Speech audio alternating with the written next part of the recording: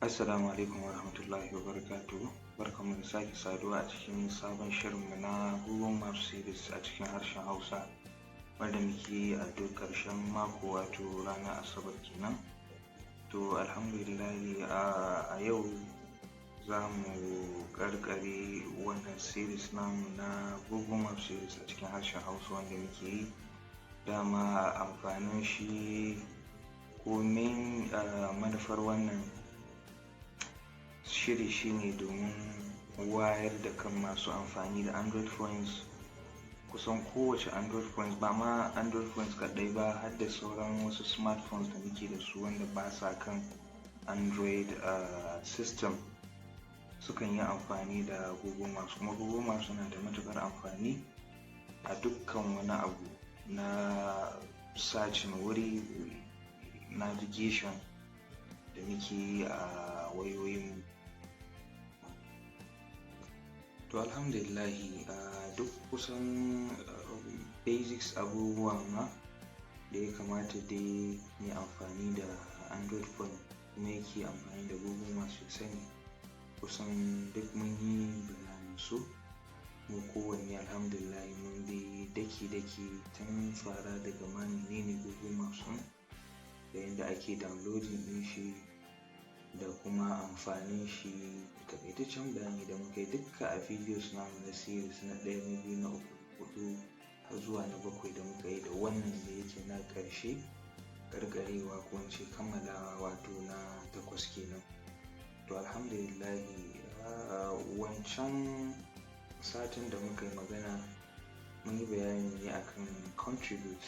Wannan kenan contribute ma'ana yadda mutum zai contributing wajen shi kanshi Google Maps. Idan muka kalli da environment na Google Maps ɗin, za mu ga sunayen wurare kamar wannan Kinkinau Specialist, da Musabaka Mux Center Kinkinau, ga Kinkinau GRA, ga Rain Oil Filling Station, ga Amal Green Tech, ga Butterfly Guest Inn, ga sunan da yawa irin su Guarantee Trust Bank ATM, ga Kabala West Central Mosque, ga sunan dai kala-kala, ga sunayen titi nan: Musawa Road, Nagogo Street, Ibrahim Taiwo Road, Dutsen Ma Road, Maryam Model School, Rigasa, Gagarar Rigasa, da sauran duka waɗannan abubuwa da muka yi. Duka waɗannan abubuwan sunayen da muke ganin su, wasu ne suka zauna suka ba da contribution nasu, ma'ana suka taimaka ba da gudunmawarsu na sa sunan wuri. Ko kuma shi ne a last video ɗinmu da muka yi bayani, wanda kai ma ko ke ma za ki iya ba da gudunmawa da shagonka ga wani waje ma. Maybe alal misali an gina wata makaranta ko a wani shago baya Google Maps, za ku iya taimaka makarantar, domin kowa wanda suke a ran wajen ko wanda yake neman wajen ba sai ya zo yana tambaya ba, zai samu bayanin wajen. Kuma mun nuna yadda ake adin hoto, da yadda ake sa address, da dukkan wasu abubuwa da muka yi duk gasu nan na yi bayanin waɗannan. Add place, update place.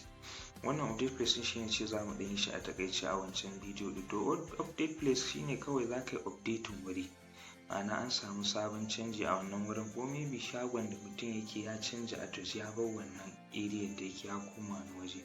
Shine update place. Muka danna shi sai mu danna ina ne muke so mu update. Misali Shagali Close Mosque din nan, sai in danna shi. Da idan na danna shi, ga nan tap to select the place, sai in danna shi again. To kun ga zai fito min me zan canza, sunan wajen ko kuma category din shi, masallaci ne, menene. Mun riga mun yi bayanin wannan a wancan video din, da sunan street din duka. Wannan shi ake ce ma update place, wanda kuma mun yi bayanin shi ma. Add review shine in za ka yi bayanin me wajen yake, ka bada naka experience ɗin da ka samu a wajen. Add photo, saka hoto. Update road kamar update place yake, ma'ana maybe titin an canza masa suna, kamar yadda aka samu lokacin Malam Nasiru El-Rufai, His Excellency former Governor na Kaduna State, wanda akwai sunayen titunan da an san su yanzu ya canza saboda urban renewal da aka samu. So in har an canza suna, mutum zai iya gyarawa, ga yanan missing ko kuma road ɗin ma missing wanne babu shi sai a saka. road name idan one way or two way ne, maybe da hanyar one way ce sai ta dawo two way, ko kuma ma ba a ja layin yadda ya kamata ba, drawn incorrectly, road is private, road is closed, duka waɗannan abubuwan mutum zai iya taimakawa ya updating da shi kanshi address ɗin waje. To wannan shine a taƙaice abin da nake so na yi bayani. To alhamdulillah kuma mun kawo ƙarshe, insha Allah kuma za mu duba wani ɓangare in Allah ya yarda shi ma mu ga yadda za mu yi ƙoƙari mu yi bayanin shi domin al'umma su ƙaru. Babban manufar abin shine al'umma su ƙaru da ilimi, shine babbar yin wannan series ɗin. Kuma mafi yawanci tunda da turanci ne, wasu ba sa jin turanci, wasu kuma ba lallai ne su gane technicalities, terminologies, harshen wannan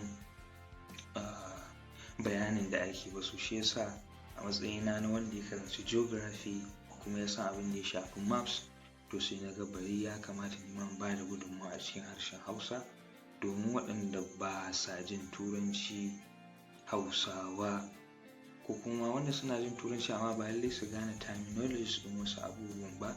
Wannan shine dalilin da ya sa ni wannan bidiyo. Don Allah ya yarda za mu ɗauki wani abu na gaba kuma mu bayani, don kuma wani update ya zo sabo akan abin da ya shafi Google Maps, shi ma Allah ya yarda sai mu ɗora akan waɗannan. Musamman akwai features ɗin da suke a cikin laptop wanda babu su a kai tsaye a jikin waya. Don Allah ya yarda shi ma wannan za mu yi wannan videos in Allah ya yarda. Daga nan kuma sai mu shiga Google Earth mu ga shi kuma ya yake. Amma dai da nan mun tsaya, sai dai kamar yadda ce idan wani sabon update ya fito ko kuma abin da ya shafi na laptops, shi ma za mu tattaɓa shi in Allah ya yarda lokaci ya ba mu dama. Da wannan nake ci godiya, zan yi godiya ga duk masu turo saƙon godiya, sun ji daɗin shirin. To alhamdulillah, dama manufar kenan mutane su gane. To alhamdulillah kuma an gane. To ina godiya sosai. Ga wanda yake buƙatar wani ƙarin bayani zai tuntuɓa ta Facebook ɗina ko ta WhatsApp ɗina ko ta Telegram ɗina, duk usernames ɗina suna nan a jikin screen ɗin kamar yadda na rubuta na Facebook ɗina. Assalamu alaikum wa rahmatullahi wa barakatuh.